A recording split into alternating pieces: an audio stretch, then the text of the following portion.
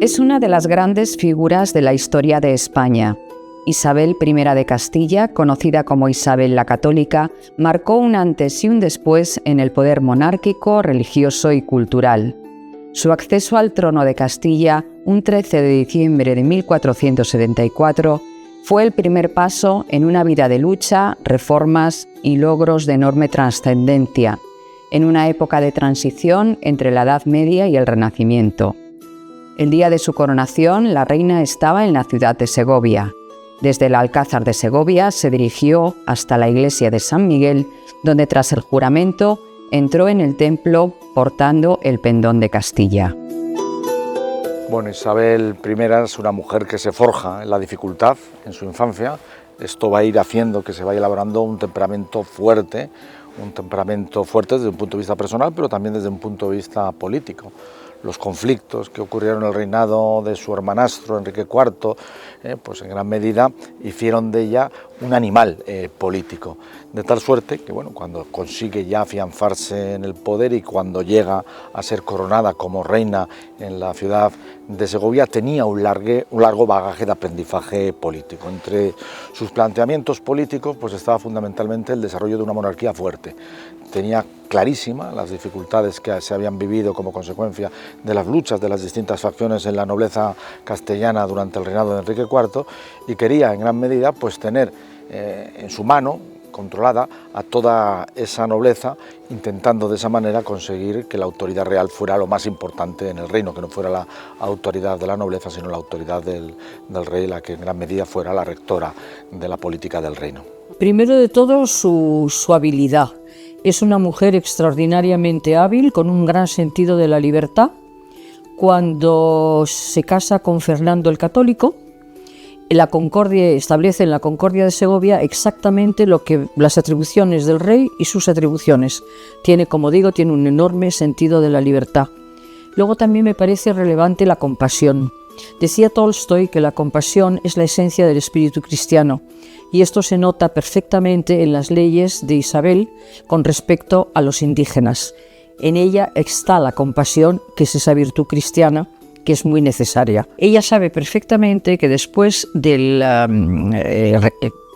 débil reinado de su hermano Enrique IV, tiene que ser determinada, tiene que trabajar, tiene que ser seria y tiene que cambiar el reino. Trajo la modernidad política a unos reinos que vivían hasta su gobierno, hasta su reinado en plena Edad Media. Isabel ha sido estudiada tanto por medievalistas como por modernistas, o como en mi caso por profesores o historiadores de las ideas políticas. Nos interesa a todos, luego muestra de que tiene una gran proyección a lo largo del tiempo y de la historia, pero fundamentalmente trajo la modernidad, las formas modernas de hacer política. Castiglione escribió y publicó 1528: «No ha habido en nuestros tiempos en el mundo más glorioso ejemplo de verdadera bondad, de grandeza, de ánimos, de prudencia, de temor de Dios, de honestidad, de cortesía, de liberalidad y de toda virtud, en fin, que esta gloriosa reina». Y puesto que la fama de esta señora en toda parte sea muy grande, los que con ella vivieron y vivieron por sus mismos ojos las cosas maravillosas de ella afirman haber esta fama procedido totalmente de su virtud y de sus grandes hechos. Yo creo que eso explica muy bien la proyección de Isabel. No lo dice nadie de Castilla, no lo dice nadie que pudiera depender de la monarquía hispánica, lo dice nada menos que Castiglione, y se lo cuenta así a toda Europa.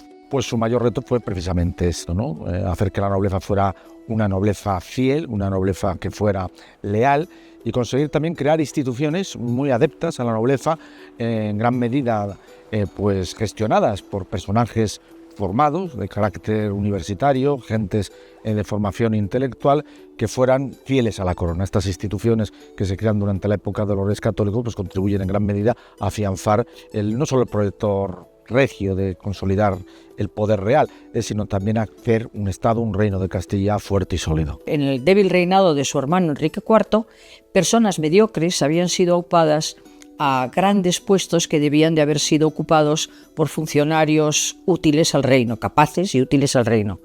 Y entonces ella cambia eso y trae incluso a la corte no solo a los nobles, sino a gente modesta, pero enormemente capacitada, que serán la estructura de ese magnífico reinado y de una administración competente en América.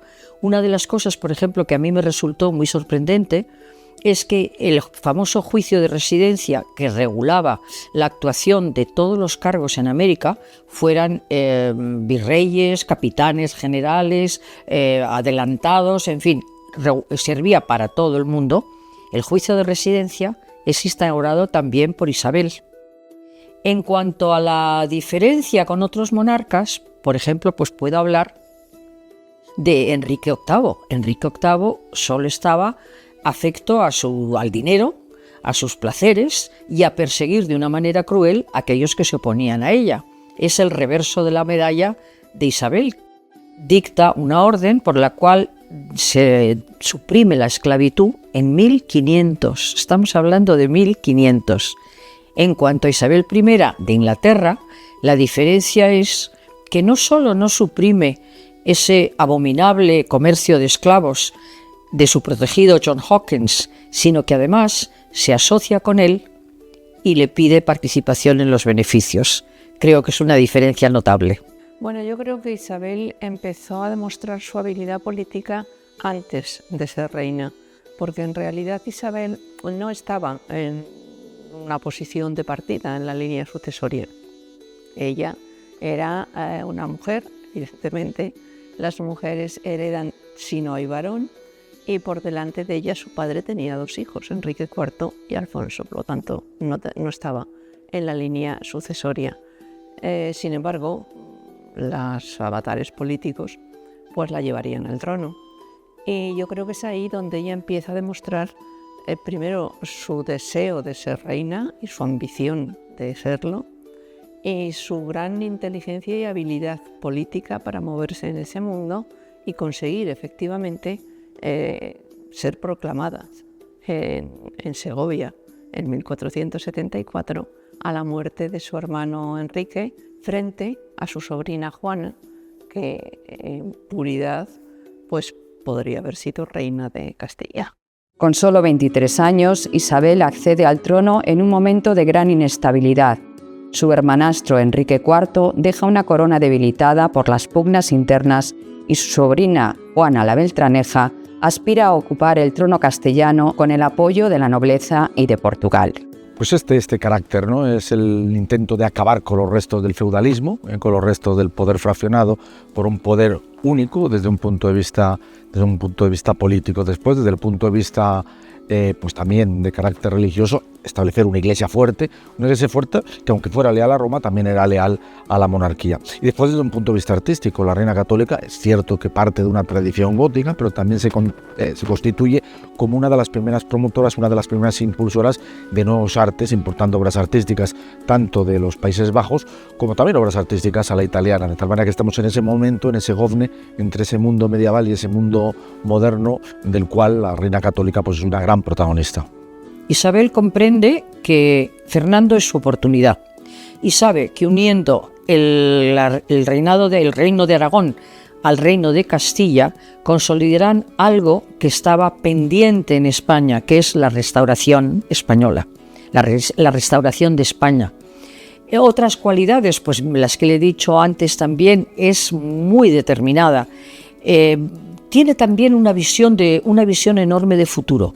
América, el descubrimiento de América es una visión de futuro, porque ella en 1475 organiza ya flotas armadas y proyecta expediciones atlánticas que zarparán de los puertos de Andalucía.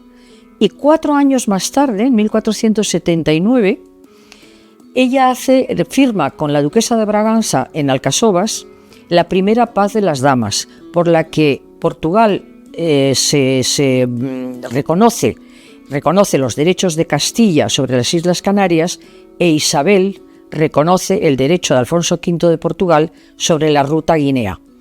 Esas expediciones atlánticas, me pregunto yo y pregunto también a los espectadores, ¿estaba preparando ya una primera etapa para unas expediciones, para unos proyectos más ambiciosos? La gente haría mal en pensar que las peleas políticas en el final del siglo XV interesaban solo a muy pocos políticos. No, la gente participaba. A veces se lo creía, a veces de forma un tanto forzada, ¿no? Pero efectivamente esa convulsión social fue muy grande, por eso aplicó tanto empeño, tanto esfuerzo personal luego en pacificar el reino. Pero eso demuestra una enorme, no solo voluntad de alcanzar el poder, sino de alcanzarlo para poner en marcha un programa. Pues juega los hilos políticos para conseguir lo que pretendía. Y ella lo que busca, y lo que dice que está buscando, es defender la legitimidad. Y ella se presenta como la legítima heredera, sin negar que Juana fuera hija de Enrique, pero ella defiende que la legítima heredera es ella, es Isabel. Y ahí consigue los apoyos suficientes en el reino, pero claro, para conseguir esto se necesita una gran habilidad política. E Isabel la tuvo, supo.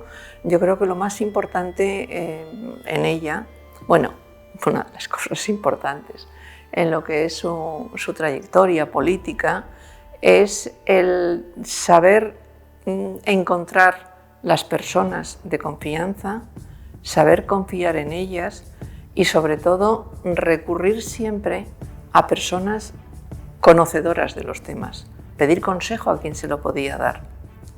Y luego ella, en función de lo que escuchaba, actuaba, pero siempre supo buscar buenos consejeros y esto yo creo que es un gran hito en su forma de comportamiento político, ¿no? En su forma de ejercicio del poder. Ella hace lo que cree conveniente, pero después de escuchar a las personas que entiende, que conocen el tema y que pueden aconsejarla o que pueden iluminarla en el conocimiento del tema, que sea independientemente del tema que vayan a tratar. Los historiadores de las ideas nos fijamos más en cómo ordenó el gobierno y esta concordia sirve muy bien para entender que quería ejercer el gobierno de forma personal. No había habido precisamente muchas reinas propietarias que ejercieran en su propio nombre y derecho el reino.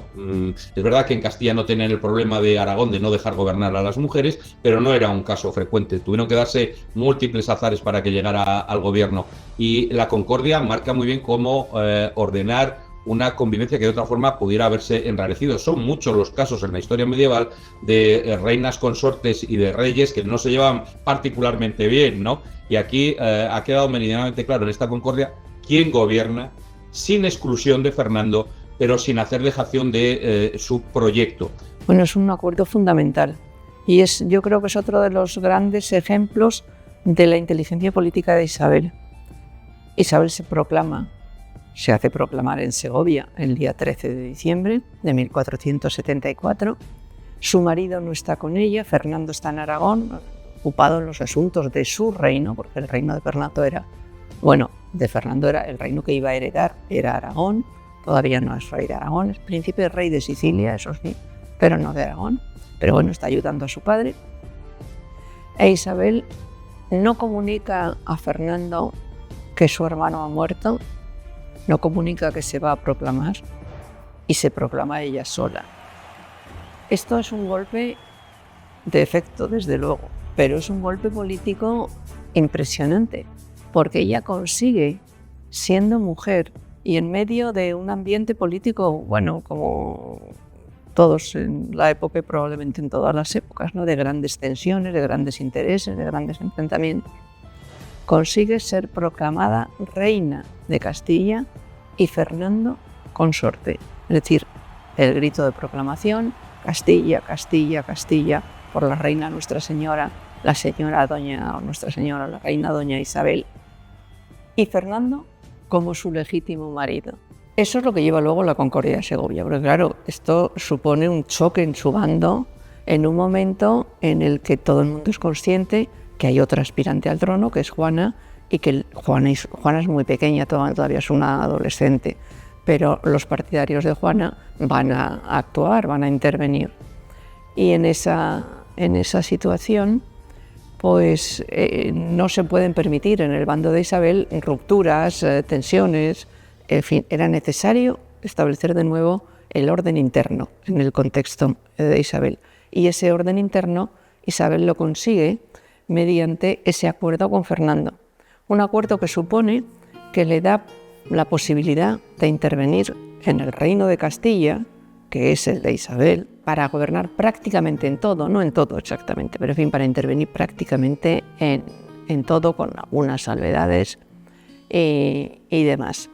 Y bueno, esto tranquiliza al sector pro-aragonesista o el sector pro-fernandino, tranquiliza a Fernando, que ve que va a poder realmente gobernar, y eso es lo que establece, ese acuerdo es lo que establece ese reinado conjunto, un reinado conjunto en el que intervienen él y ella. No siempre intervienen él y ella, cuando están juntos sí, cuando están separados él interviene por un lado, ella por otro, pero bueno, es ese, la Concordia de Segovia, que por cierto luego 2 meses después, en marzo, se perfila en Valladolid. Ellos luego se trasladan de Segovia, vienen a Valladolid y aquí bueno, se completa esa concordia. Muchos nobles intentaron someter a su voluntad a Isabel y siempre se mostró en este sentido, no digo que indomable, pero muy firme sus convicciones de que tenía que ser un buen gobierno. La unidad, no se puede hablar de unidad nacional, no hay nación en este momento, pero sí de una unidad de proyecto, que no tiene que ser un proyecto territorial, tiene que ser saber qué es lo que se quiere hacer. El desafío de una nueva economía, el desafío de una nueva sociedad. Por mucho que ahora nos parezca que la primera modernidad es una continuación de la Baja Edad Media, hubo cambios muy significativos. Tuvo, por tanto, desafíos muy importantes. No lo tuvo fácil cuando llegó al gobierno, y no solo por la guerra civil a la que nos acabamos de referir. Yo creo que si opuso algo a toda esa suerte o ese encadenamiento de dificultades, es un enorme tesón. Tenía las ideas muy claras desde muy joven, sabía aplicar el tesón, la perseverancia, la convicción, y se ha hablado de virtud, lo que todos los contemporáneos explicaban como el fundamento, el motor de su política y de su pasión por el gobierno, era la virtud. Con Isabel se establecen ya los consejos o las bases de lo que van a ser luego los grandes consejos de gobierno. El Consejo de Castilla se asienta, se perfila perfectamente y otros consejos. Y en cualquier caso, dejan los temas en manos de personas sabidoras, es decir, personas conocedoras del tema, y la nobleza pues se queda un poco en un plan más de figurante que de personal decisorio. Las grandes cabezas de la administración del gobierno de Isabel pues son personas expertas en cada uno de los temas que afectan a la organización y a la administración del reino. Y luego a mí me parece que es enormemente importante también el tema de la administración de justicia.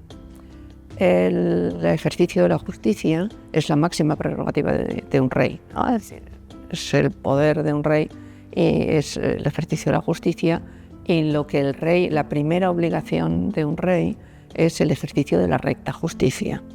Y en este campo de la justicia, Isabel asienta las 2 chancillerías, traslada la Chancillería de Ciudad Real a Granada, después de que incorpora el reino nazarí a su corona de Castilla, organiza estas chancillerías y luego además se ocupa de que expertos en la materia pues reúnan la legislación vigente en el reino para otorgar instrumentos, es decir, un libro, una recopilación de leyes, a la que pueden acudir todas aquellas personas que ejercen justicia en el reino. Y esto, claro, es enormemente importante. Isabel lo que procura, y esto se ve muy bien en los núcleos urbanos, procura que el poder del monarca en el realengo, de la monarca, de ella, bueno, del marido, en cuanto que establecen ese reinado conjunto, se establezca en todas partes. Y en la administración local, ella interviene, procura intervenir siempre que hay conflictos, procura resolverlos de manera que se establezca la paz en el lugar correspondiente, cualquier villa o ciudad en la que puede haber conflictos internos por el poder, luchas por el poder, establecer la forma en la que aquellos que van a ejercer el poder, es decir, los regidores, van a ser elegidos, quiénes pueden ser regidores, quiénes les van a elegir y cuál va a ser el sistema de elección, que no es el mismo en todas partes y que en función de las circunstancias ella se inclina por uno o por otro. Procura, manejando los hilos políticos, que las personas elegidas sean afectas a su causa, cosa importante. Y luego, lo más sobresaliente de todo ello es el establecimiento de la figura del corregidor. El corregidor no es una novedad, el corregidor ya existía, pero el corregidor es una figura muy contestada, porque claro, es poner el poder del rey o del señor, según sea titularidad señorial o realenga, allí delante y presidiendo las sesiones concejiles y, digamos que interviniendo directamente en esos contextos. Isabel consigue hacer triunfar la figura del corregidor con esta política que ella lleva, que ella ejerce en relación con la administración local, por ejemplo. La victoria en la batalla de Toro y los tratados de Alcasovas y Toledo sellan la posición de Isabel en el trono. Tras esta consolidación, junto a su esposo Fernando de Aragón, Isabel emprende un proceso de reforma del sistema institucional, creando un orden monárquico y administrativo estable.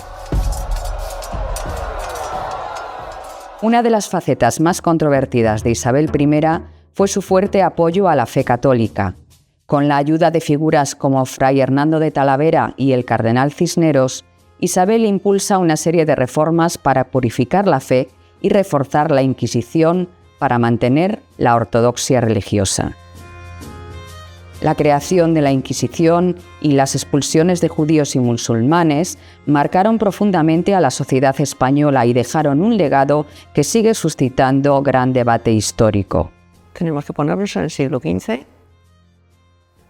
en la Europa feudal del siglo XV, con sus características peculiares, un espacio y un tiempo en el que en todos los reinos cristianos, la fe dominante es la católica, es decir, el cristianismo romano, y en un espacio y un tiempo en el que la cohesión del reino y un reino bien gobernado, un reino ordenado, el orden también es muestra de buen gobierno, es un reino unido en la fe. Y la fe es la fe cristiana, la fe cristiana católica, evidentemente. Un reino bien ordenado, como digo, bien cohesionado, bien gobernado, es un reino unido también en la fe. Y por supuesto, busca la unidad en la fe. Y para conseguir esa unidad en la fe, Isabel, lo mismo que buena parte de todos aquellos que la rodean, pues hay que pensar en Fray Hernando de Talavera, por ejemplo, o en Cisneros, pues es convertirlos a la fe católica, ¿no? A la fe cristiana. Y se busca esa conversión, pero una conversión por vía, digamos, pacífica, sin alteraciones y sin alborotos. La unidad confesional era una prolongación de la unidad política y la unidad política era un vehículo para conseguir paz social. Y yo creo que así debemos entender esta medida que, ya digo, puede ser muy criticable, que lo es con ojos de hoy, pero que se inserta en la forma de hacer las cosas de muchos otros reinos en aquel momento. Y yo creo que lo que buscaba era evitar las disensiones. Toda la tratadística política de su época y de todo el siglo siguiente, de todo el siglo XVI, contra lo que más advierte es contra las disensiones, contra las divisiones internas. La división religiosa no dejaba de ser una más, ¿no? Por tanto, la Inquisición, que no era una creación española, aunque no caigamos en lo de la leyenda negra y todas estas cosas, pero era un instrumento para conseguir esa cierta paz social. Isabel pretendía controlar todas las instituciones que existieran en el reino. El Papa concede la Inquisición con la particularidad, porque la Inquisición tampoco es ninguna novedad. Inquisición en el mundo cristiano, en el mundo católico, existe desde hace muchos siglos. Pero lo que concede el Papa a Isabel, en esa línea de que ella lo que pretende es gobernar todas las instituciones, es decir, tener bajo su control todos los elementos de poder que pudieran existir en el reino, es que en esa Inquisición el inquisidor estaría nombrado por el poder civil. Es decir, que Isabel duda mucho antes de poner en marcha la Inquisición. Y en esto parece que Fernando es mucho más decidido que ella, de que un poco Fernando lleva más la iniciativa con respecto a este tema que Isabel. En cualquier caso, la Inquisición se impone. Esa Inquisición, y esto hay que aclararlo y dejarlo muy claro porque muchas veces hay ciertas confusiones, la Inquisición no tiene nada que ver con las minorías religiosas. Es decir, la Inquisición no tiene nada que ver ni con judíos ni con musulmanes. La Inquisición es para aquellos cristianos que no sean cristianos de verdad o que no cumplan con el cristianismo tal y como debe cumplirse. En definitiva, la Inquisición es para los conversos. Con respecto a los musulmanes es otro caso distinto. Los musulmanes causan menos tensiones en el reino, hay menos animadversión contra ellos, aunque la hay. Por supuesto la hay, también les recluyen en barrios cerrados o les pretenden recluir, todo esto lo mismo que a los judíos, pero hay menos animadversión contra ellos. Y la cuestión se hace más complicada a partir de la conquista del Reino de Granada, cuando, claro, un gran número de musulmanes que no son expulsados del reino nazarí, sino que se quedan en el reino nazarí, forman parte también de Castilla. Ya no son las pequeñas comunidades en territorio cristiano dominante, sino que son la gran mayoría de la población de un reino. 1492 es un año crucial. La reina financia en parte la expedición de Colón y tras casi 800 años culmina la reconquista con la toma de Granada, completando el sueño de una España unificada bajo el cristianismo. Colón presentó un proyecto ambicioso que muchos descartaron, pero Isabel vio en él una oportunidad para expandir la fe cristiana en el mundo y, en última instancia, para aumentar el poder de Castilla. Esta apuesta consolidó el papel de España como una potencia mundial. La Casa del Cordón fue escenario de su recepción a Cristóbal Colón a la vuelta del segundo viaje del descubrimiento de América.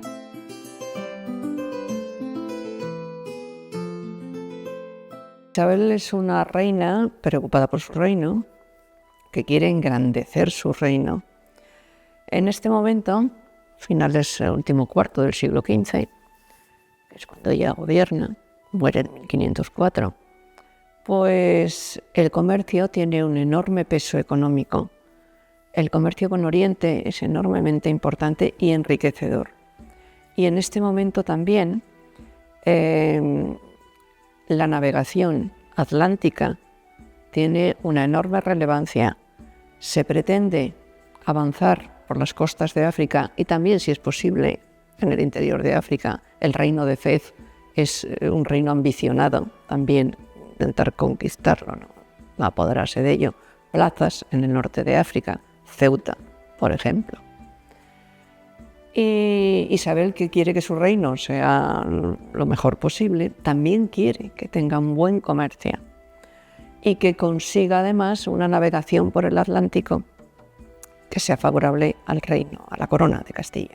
Castilla está por detrás de Portugal, sin ninguna duda. La potencia marinera, la potencia navegante es Portugal, por toda la cuestión por África, la circunnavegación africana.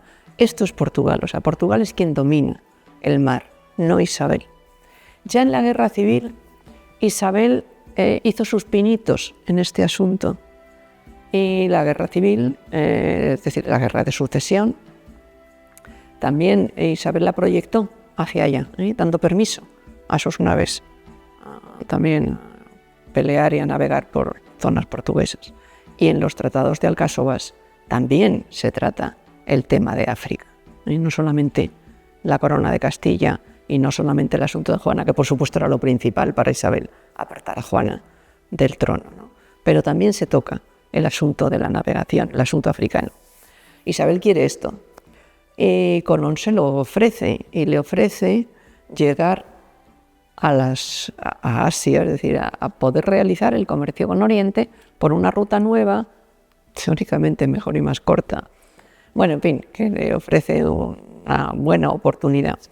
Isabel no actúa por sí misma y de repente por un impulso. Isabel, como he dicho antes, siempre pregunta, siempre se informa. Isabel se informa, pregunta, acude a la Universidad de Salamanca y son personas experimentadas en la Universidad de Salamanca quienes la aconsejan. Es decir, que ella busca opiniones y consejos. Bien, es verdad que los consejos no eran muy favorables a Colón, pero con todo aquello que ella escucha, llegó a la conclusión de que vamos a aventurarnos. En esto también Isabel era valiente. Bueno, si no hubiera sido valiente no hubiera llegado a donde llegó. Isabel era una mujer que había vivido en la soledad de Madrigal con una madre que además estaba enferma mentalmente. Entonces me parece que tomó una decisión inteligentísima, que es estudiar y leer. Y ella, por ejemplo, hablaba latín perfectamente y conocía perfectamente bien a los clásicos, como lo demuestran muchas anécdotas en su vida, pero además también demuestra que conocía a los clásicos. El tener en su biblioteca tenía un ejemplar de la geografía de Ptolomeo. Y la geografía de Ptolomeo, y después, posteriormente, los mapas de Maese Biziño, ya especulaban sobre la existencia de nuevas tierras y de un continente desconocido. Entonces Isabel tiene esa visión de futuro, de lanzarse a una hazaña, a una descubierta que cambiará el mundo conocido. Porque, como sabemos muy bien, había dos modos de vida muy distintos. Cuando los españoles renacentistas, romanizados, llegan a América y llevan la romanización a América, se encuentran con una civilización totalmente distinta. Y sin embargo, por el mestizaje, por razón del mestizaje, se entienden. Porque Isabel, una de las cosas que dice, recomienda, cásense indias con españoles y españoles con indias, que es cosa justa y buena, porque todos son españoles. Entonces a mí me parece que ese momento de descubrimiento de dos culturas tan distintas, pero que llegan a hacer cosas juntos tan extraordinarias como son las 33 ciudades patrimonio de la humanidad, que los españoles hemos dejado en América. La reina Isabel visitó Burgos en múltiples ocasiones, dejando su huella en varios lugares emblemáticos. La comitiva regia entró por el Arco de San Martín y se dirigió hacia la catedral, haciendo una parada en el monasterio de las Huelgas. Además, Isabel ordenó la construcción del Panteón Real de la Cartuja de Miraflores, donde reposan los restos de sus padres.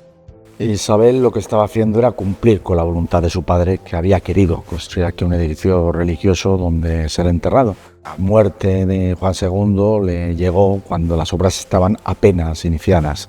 Durante el reinado de Enrique IV las obras quedaron paralizadas, no fue un proyecto esencial dentro de los intereses de Enrique IV. Sin embargo, cuando la reina llega al trono se va a convertir en un proyecto que yo creo que tiene dos facetas, ¿no? La primera, intentar cumplir con el deseo de su padre, y la segunda, hacer un planteamiento de legitimización dinástica a través de la figura de su padre y de su segunda esposa, Isabel de Portugal, ¿no? La legitimidad dinástica estaría en Juan II, su segunda esposa, su hermano, el infante don Alfonso, que aparece enterrado justamente al lado de Isabel de Portugal y de Juan II, para así intentar deslegitimar la otra rama dinástica, la que vendría por parte de Juana la Beltraneja.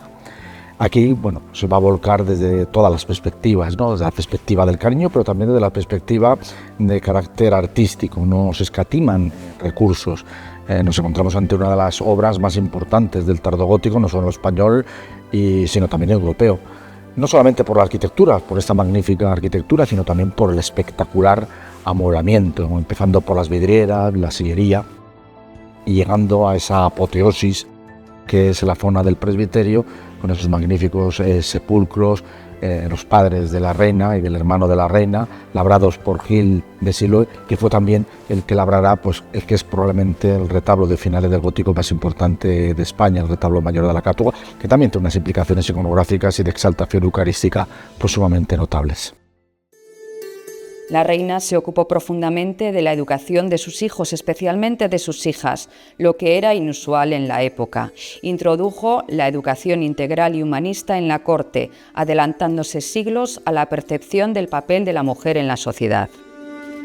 La educación que Isabel impulsó no fue solo para su propia familia, marcó un cambio en la visión de la mujer como ente cultural y formativo en el ámbito político y social.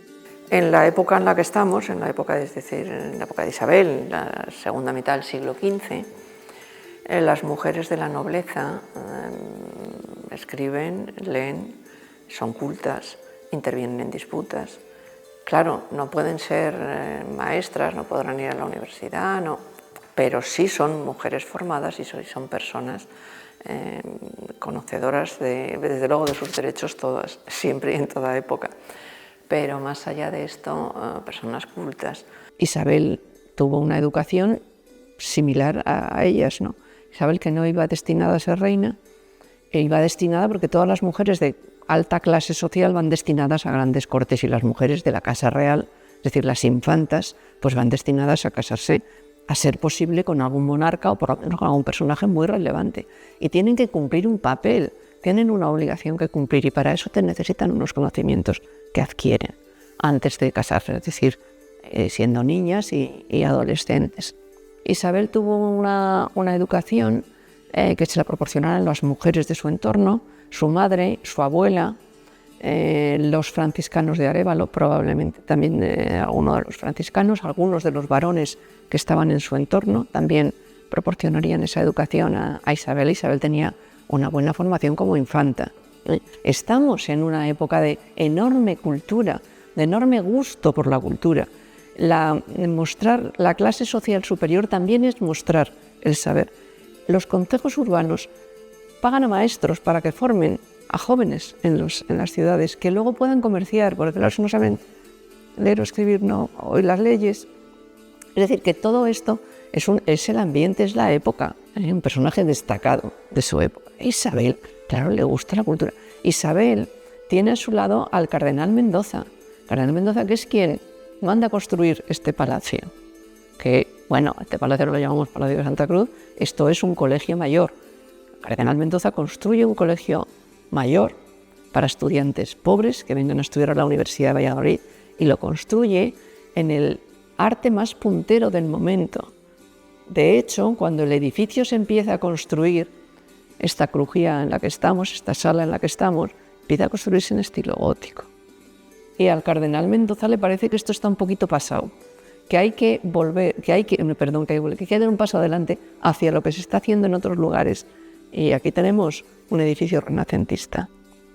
Y el cardenal Mendoza es una de las personas más próximas a Isabel. Es decir, que es fruto de su época. Elige los tutores de sus hijos, se ocupa personalmente de la educación de sus hijos, cosa absolutamente inusual en la época. Y manda venir a un maestro de una escuela donde se impartía la misma educación a los niños y a las niñas. Y estamos hablando del siglo XV en España, siglo XV. Se impartía la misma educación a niños y niñas. Y luego hay otra característica de Isabel. Isabel comprende que la educación es la puerta a la libertad, la formación, la educación son la puerta a la libertad de las mujeres. Y en aquella época, debido también a las guerras, había más mujeres que hombres. Entonces, era importante que gran parte de la población del reino estuviera educada, informada, precisamente para poder participar en la construcción de esa España que ella tenía en la cabeza. Sin duda ninguna, la prueba es en las numerosas mujeres importantes que hay en la corte de Isabel. Esas mujeres le acompañan en sus campañas, en sus viajes, le aconsejan, le ayudan. Y la misma educación esta que dio a sus hijos, que fue una educación excelente, se ve perfectamente en su hija Catalina, por ejemplo, la dulce Catalina, que se casa primero con Arturo, príncipe de Gales, y cuando muere Arturo se casa con el futuro Enrique VIII. Solo una magnífica educación de templanza, de temperamento, de ponderación, consiguen que Catalina mantenga la cabeza sobre los hombros, porque como recordarán, muchas de las otras mujeres de Enrique VIII acabaron sin la cabeza, les decapitaron. Entonces, esa educación que ha recibido Catalina y esa educación que han recibido las mujeres será una especie de arquitectura educacional que tienen las mujeres para poder enfrentar los muchos problemas que van a tener que enfrentar. Bueno, Isabel es bilingüe. Isabel, su madre es portuguesa, el ambiente, su abuela es portuguesa, muchas de las doncellas de las mujeres de la casa son portuguesas, se habla portugués en su casa. Y cuando va a casa de la reina Juana, de la mujer de Enrique IV, Juana es portuguesa y tiene portuguesas en su entorno. Entonces, Isabel, para empezar, sabe portugués, sabe castellano. Es decir, es una mujer bilingüe, si no, no hubiera podido desenvolverse ahí. Más allá de esto, Isabel, que quiere ese reino cohesionado, entiende que la lengua también es importante para ello y quiere que a través de esa lengua, que es la que allí se habla, es el castellano, a través de esa lengua la cultura se difunda a todas aquellas personas que no pueden acceder a la lengua culta por excelencia, que es el latín, pero que sí saben castellano.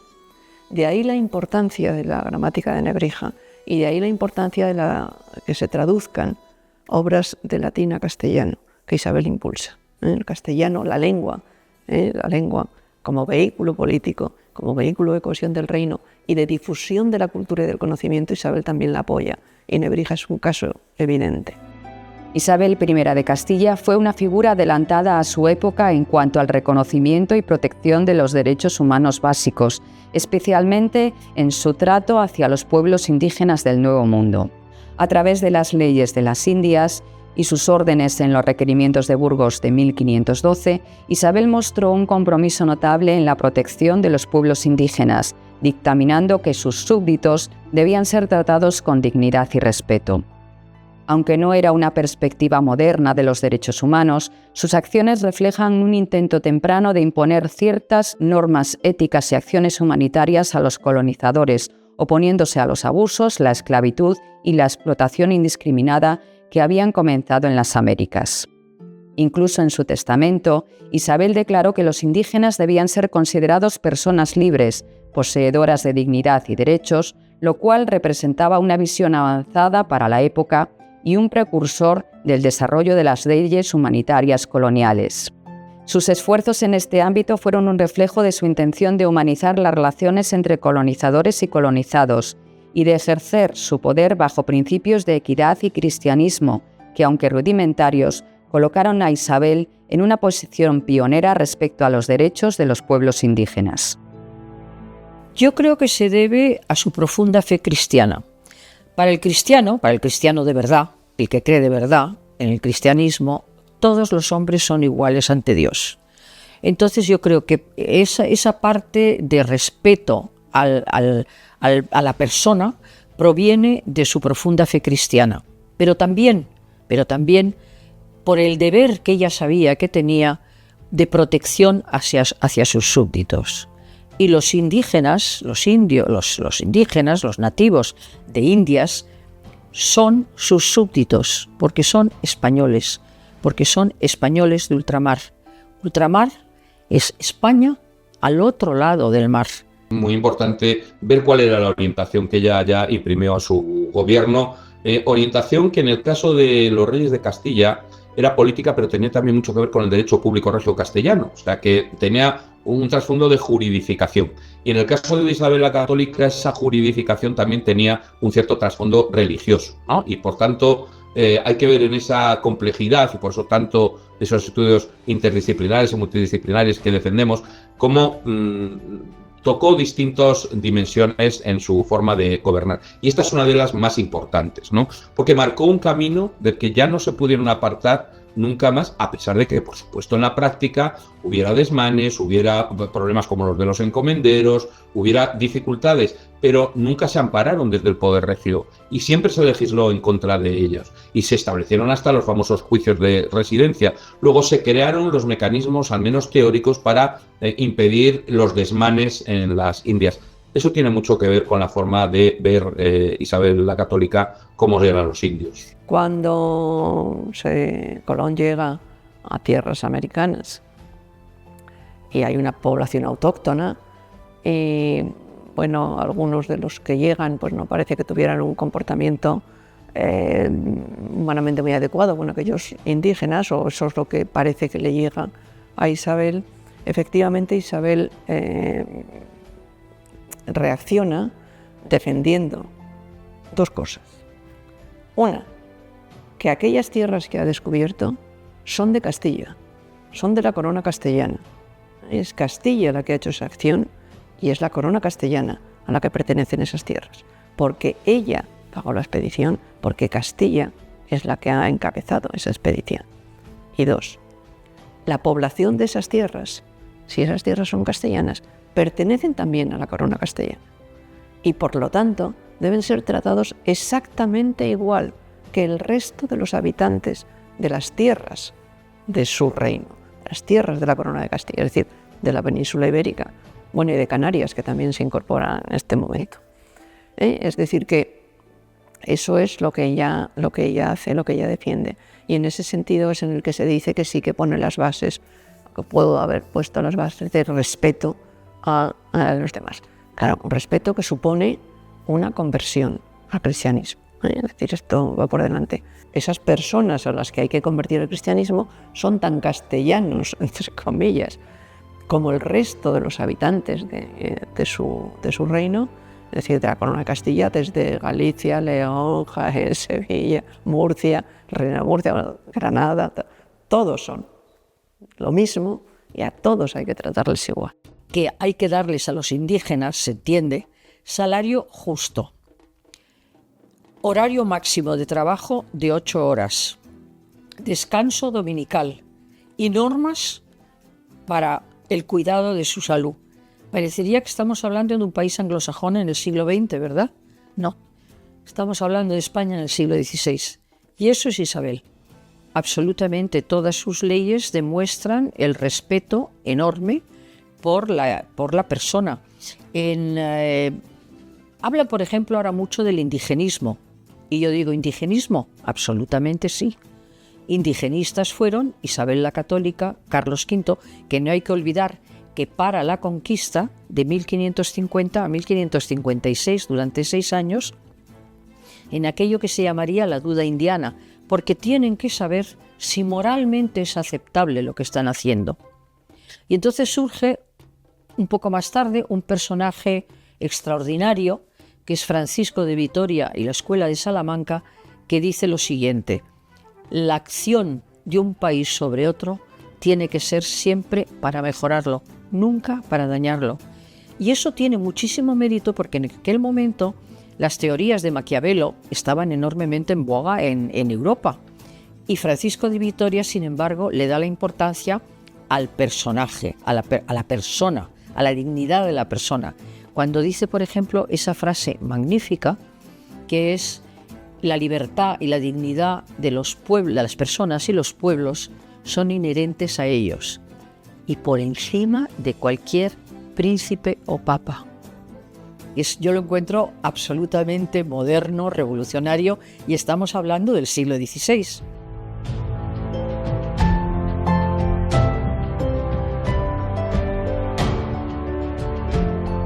Isabel I de Castilla fue una mujer adelantada a su tiempo, una reina que manejó el poder con firmeza y un ejemplo de astucia política, pero también una figura controvertida por sus decisiones religiosas. Hoy, 550 años después, su legado sigue siendo objeto de análisis y de debate, reflejando una vida marcada por el propósito y el poder. Isabel I de Castilla, Isabel la Católica, deja una huella imborrable en la historia de España y en la memoria de su pueblo. Su figura permanente en el imaginario colectivo como una reina de convicciones inquebrantables y de carácter forjado en los tiempos de profunda transformación. Bueno, pues esa idea de hacer un Estado fuerte, sólido, con instituciones potentes, un Estado seguro a través de algunas instituciones impulsadas y propiciadas por ella, como la Santa Hermandad. Y después no debemos olvidar que el territorio hispánico, tal y como lo conocemos, que España tal y lo conocemos, pues es fruto de su interés, ¿no? De ese interés de unir estos dos grandes reinos a través de la figura también de su esposo, Fernando el Católico, dando lugar pues a una de las monarquías a partir de estos momentos más importantes de Europa. Bueno, Isabel fue una mujer interesada por la cultura y por el saber, siempre atenta al nuevo conocimiento. Fue una mujer que tenía, yo creo, muy claro lo que quería y cuáles eran las vías para conseguirlo. Y tuvo una capacidad de negociación evidente. Es decir, uno no puede llegar imponiendo, hay que negociar. Son dos partes y esas dos partes, cada una tiene sus intereses y habrá que ver cómo lo resolvemos. Negociar. utilizó la guerra y la fuerza cuando quiso. Vamos, el caso de Juana es evidente, ¿no? Yo quiero el trono, yo me proclamo reina, yo defiendo que yo soy la única legítima heredera y por lo tanto aquí estoy. Pero una vez demostrado esto y que mis fuerzas militares son superiores a las de enfrente, yo negocio. Bueno, durante el siglo XIX y durante buena parte del siglo XX la figura de Isabel la Católica se valoró muy positivamente. Se alabaron pues, sus virtudes políticas, se alabaron también sus virtudes religiosas, se alabaron de una manera muy notable su capacidad de gobierno, su visión de futuro, el apoyo que había dado pues, en la expansión ultramarina.